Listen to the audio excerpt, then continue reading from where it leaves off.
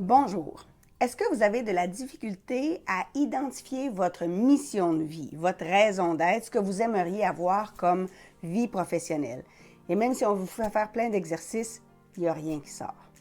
Ou est-ce que vous avez des clients qui sont comme ça? Mon nom est Annabelle Boyer, je suis conseillère en développement organisationnel et experte en comportement humain. J'ai plusieurs clients qui viennent me voir parce que soit qu'ils ont leur emploi suite à une restructuration, et là, ils se rendent compte qu'ils ne veulent surtout pas retourner dans le même domaine. Ou j'ai des gens qui sont usés par le travail qu'ils faisaient et réalisent que ce n'était pas leur place, c'est pas ça qu'ils voulaient faire. Sauf qu'ils ne savent pas vers quoi se réorienter. Ils ont l'impression qu'ils pourraient contribuer davantage sans être capables de mettre le doigt sur le quoi, la raison, le pourquoi, qu'est-ce qu'ils veulent faire. Ça, ils n'arrivent pas à l'identifier. Et ce qui est particulier, c'est que souvent, ils peuvent avoir fait des exercices par exemple comme l'ikigai, où là, où on va identifier ce que l'on aime, ce pourquoi on est compétent, ce qui correspond aux besoins de la clientèle et ce pourquoi la clientèle est prête à payer. Mais quand on ne sait pas exactement qu'est-ce qu'on aime, quand on ne sait pas c'est quoi nos passions, quand on ne sait pas qu'est-ce qui nous fait triper, c'est extrêmement difficile, évidemment, de faire l'ikigai. Il y a des gens aussi qui ont fait l'exercice de se demander, si je vais, par exemple, dans une boutique de revues, quelles sont les revues qui m'attirent le plus? Et là, ils n'arrivent pas à avoir le lien non plus avec ce qui pourrait être une passion. Parce que souvent, mes clients, quand ils viennent me voir, ils me disent qu'ils n'en ont pas vraiment de passion. Ils ont des petits intérêts, mais pas de grandes passions.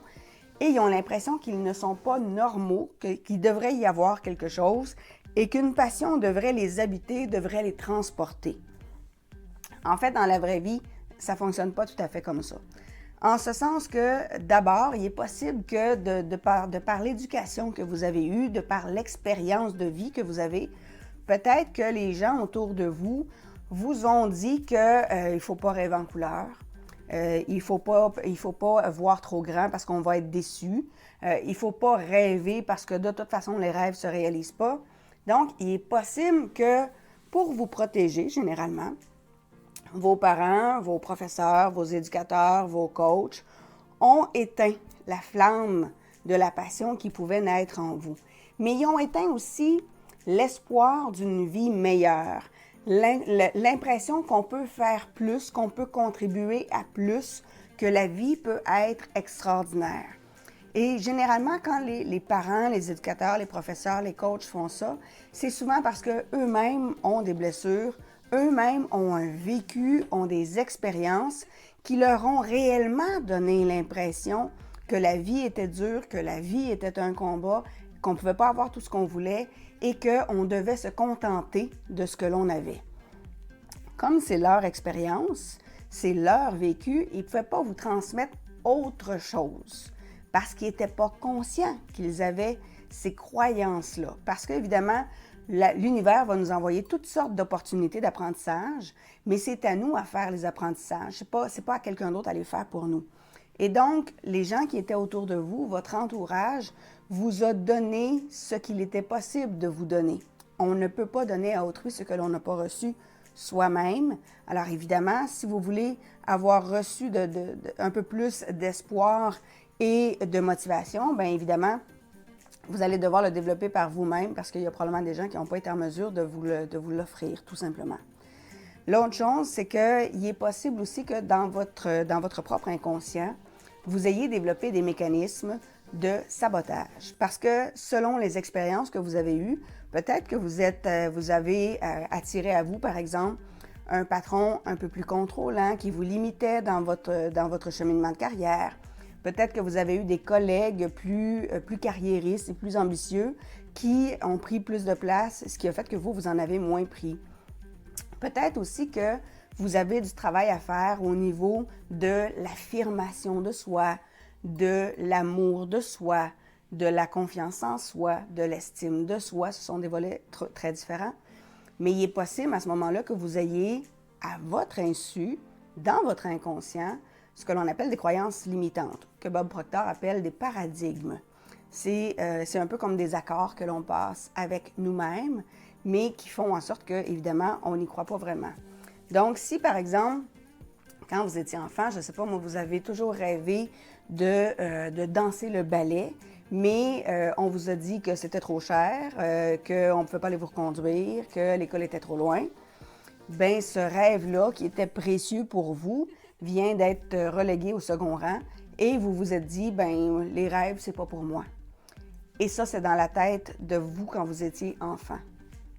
Donc, il est possible qu'il y ait eu des expériences comme ça qui se sont accumulées et qui font en sorte qu'aujourd'hui, quand vous essayez de faire un exercice pour identifier une passion, c'est plus difficile parce que votre inconscient vous joue des tours. Votre inconscient essaie de vous protéger et il fait en sorte de tout de suite taire les risques.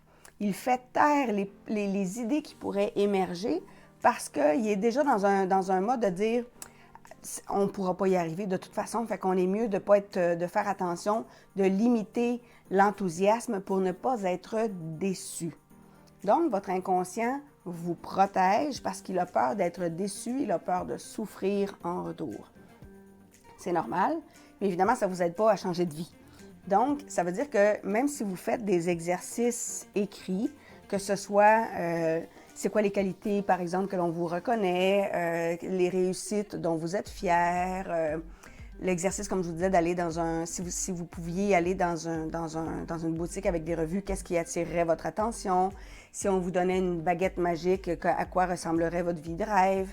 Généralement, les gens sont capables de dire quels seraient leurs avoirs. Si j'avais une vie de rêve, ben je voyagerais, j'aurais un bateau, j'aurais un chalet. Ils sont capables de dire ce qu'ils auraient, mais pas ce qu'ils seraient. Ils ne sont pas capables d'identifier quel genre d'individu ils seraient et comment ils pourraient donc contribuer à rendre le monde meilleur. Ce serait quoi leur apport à ce monde-là? Ça, ils ont plus de difficultés à le nommer et c'est normal. Parce que ça veut dire qu'il faut commencer par vous permettre de vous mettre dans un état où vous croyez à l'abondance. Un état où vous croyez à vous de façon optimale. Et tant qu'on ne passe pas par cet état-là, où on vous fait vivre le vous optimal, on ne peut pas à ce moment-là reprogrammer votre cerveau et votre cerveau va continuer de vous jouer des tours.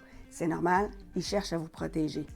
Et le fait de faire des exercices rationnels, ça va amener des petites prises de conscience, mais il faut aller vivre des sensations, vivre des états pour changer la programmation que vous avez dans votre cerveau.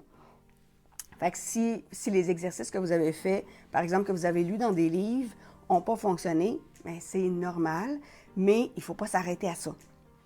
Il existe d'autres façons de faire qui permettent à ce moment-là de vraiment modifier et d'ouvrir votre esprit aux possibilités qui existent, d'ouvrir votre esprit aux sensations agréables, d'ouvrir votre esprit à l'espoir et l'envie d'aller plus loin, l'espoir en une vie meilleure et l'espoir aussi que vous avez ce qu'il faut à l'intérieur de vous pour avancer. Parce que les clés, on les a tous à l'intérieur de nous. Ce qui est plus difficile, c'est qu'on a oublié où est-ce qu'on les a rangées, ces clés-là.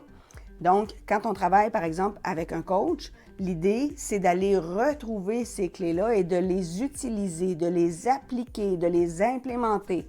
Parce qu'évidemment, même si vous lisez un livre, même si vous faites des exercices écrits, ça ne viendra pas reprogrammer votre cerveau. Il faut vraiment faire un travail d'implémentation. Donc, il faut faire un exercice où on va ressentir à l'intérieur des états bien précis pour être en mesure, après, de faire les exercices écrits qui, là, vont pouvoir commencer à fonctionner. Donc, si vous avez envie, si vous pensez que cette capsule-là pourrait aider quelqu'un, je vous invite à la partager. Si vous avez des sujets pour d'autres capsules, je vous invite évidemment à m'en faire part. Il y a des gens qui m'ont demandé, entre autres, qu'est-ce qu'on fait avec des collègues toxiques, donc je vais regarder pour vous faire une capsule là-dessus. Et si vous avez besoin d'autres informations, écrivez-les en commentaire en dessous et je vais en prendre note et vous préparer d'autres capsules. Merci beaucoup. Au revoir.